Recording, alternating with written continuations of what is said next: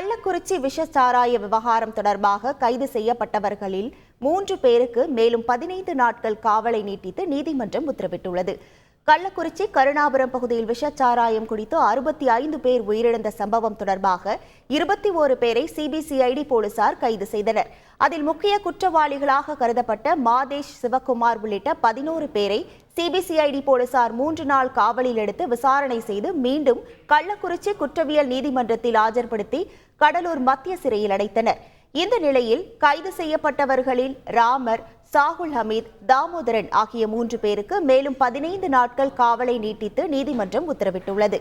கேரளாவில் பதுங்கியிருந்த கள்ளக்குறிச்சி மாவட்டத்தை சேர்ந்த சாராய வியாபாரி ஆறுமுகத்தை போலீசார் கைது செய்தனர்.